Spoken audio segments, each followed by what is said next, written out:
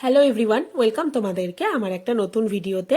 আজকে আমি দেখো তোমাদের সাথে পনির পোলাও রেসিপিটা শেয়ার করছি। তার জন্য কি কি লাগছে দেখে নাও। আর এটা কিন্তু সম্পূর্ণ আমি নিজের মতো করে বানিয়েছি, তোমরা চাইলে একবার ট্রাই করতে পারো। দেখো এখানে নিয়েছি 200 গ্রাম পনির, একটু ছোট করে কেটে নিয়েছি। আর আছে এখানে কাজু, কিশমিশ, তেজপাতা, একটু আদা নিয়েছি। আর আছে লবঙ্গ, এলাচ, গোলমরিচ, দারচিনি। আর এখানে দেখো গাজরগুলোকে আমি লম্বা লম্বা করে কেটে নিয়েছি, তোমরা চাইলে মটরশুঁটি দিতে পারো, আমার কাছে ছিল না তাই দিইনি। এখানে আছে মিঠা আতর আর কেওড়ার জল।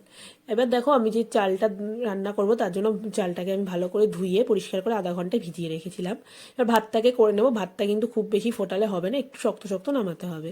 তার জন্য তেজপাতা, গোটা গরম মশলা, 2 চামচ নুন আর একটুখানি তেল দিয়ে দিচ্ছি। তেলটা দিলে ভাতগুলো লেগে যাবে না, ঝরঝরে হবে। তোমরা চাইলে লেবুর রসও ইউজ করতে পারো। তারপরে দেখো ভাতটাকে আমি ওখানে চালটা দিয়ে ভাতটা নামিয়ে নিয়েছিলাম। এরপর দেখো আমি এখানে পনিরগুলোর মধ্যে নুন, হলুদ আর কাশ্মীরি লঙ্কার গুঁড়ো দিয়ে ভালো করে মাখিয়ে নিচ্ছি, যাতে দেখতে ভালো লাগে। আর আমার গলাটা যদি শুনতে খারাপ লাগে তার জন্য সরি, কারণ আমার ঠান্ডা লেগেছে, এখনও ঠিক হয়নি সেই জন্য। আচ্ছা দেখো, তারপরে আমি কড়াইতে সাদা তেল গরম করে নিচ্ছি। তারপরে পনিরগুলোকে দিয়ে আমি ভালো করে ভেজে নেব। দেখো পনিরগুলো দিয়ে দিয়েছি। পনিরগুলোকে খুব বেশি ভাজবো না, মোটামুটি একটু হালকার উপর ভেজে নেব। ভেজে পনিরগুলোকে তুলে নিয়েছি। এবার ওই তেলে গোটা গরম মশলা দিয়ে দিয়েছি আর গাজরগুলো দিয়ে একটু ভাজা ভাজা করে নেব। গাজরগুলো একটু ভাজা হয়ে আসলে এখানে দিয়ে দেবো কাজু, কিশমিশটাকে আমি একসাথে একটু ভেজে নেব। দেখো কাজু কিশমিশটা দিয়ে দিয়েছি।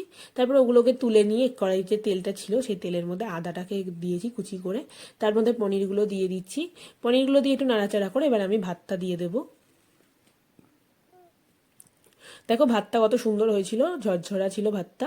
তোমরা এরকম একটু ঝরঝরা করে নামালে পনির পোলাওটা বেশ সুন্দর হবে। আচ্ছা দেখো, তারপরে আমি এখানে সব সবজিগুলো যে রেখেছিলাম ভেজে তুলে, সেগুলো সব দিয়ে ভালো করে নাড়িয়ে চাড়িয়ে মিক্স করে নিচ্ছি। মিক্স করার পর আমি এবার এখানে দিয়ে দেবো চিনি। আমি এখানে 2 চামচ চিনি ইউজ করেছি। তোমরা চাইলে বেশিও দিতে পারো, আবার চাইলে কমও দিতে পারো, তোমাদের ওপর, আবার নাও দিতে পারো। একটু চিনি দিলে বেশ টেস্টটা ব্যালেন্স হয় আর ভালোও লাগে।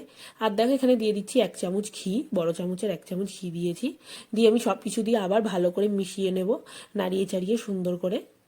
তারপর দেখো আমি দিয়ে দিচ্ছি এখানে গরম মশলা 1 চামচ। তোমরা চাইলে এটা ইউজ করতে পারো, ভালো হবে। তারপর দেখো গরম মশলাটা দিয়ে আরেকবার ভালো করে নাড়িয়ে চাড়িয়ে নিচ্ছি।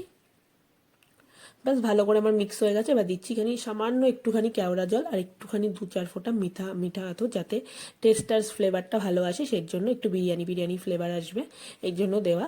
তোমরা চাইলে এটা নাও দিতে পারো, এইভাবেও ইউজ করতে পারো, কিন্তু দিলে অবশ্যই ভালো লাগবে। তারপরে দেখো দিয়ে আমি এটাকে ঢাকনা দিয়ে মিডিয়াম ফ্লেমে 10 মিনিট ভাপে রান্না করে নিলেই রেডি আমাদের পনির পোলাও। খুবই সুন্দর লাগে নিরামিষের দিনে, তোমরা অবশ্যই ট্রাই করবে। টাটা, ভাই কেমন হলো জানিও।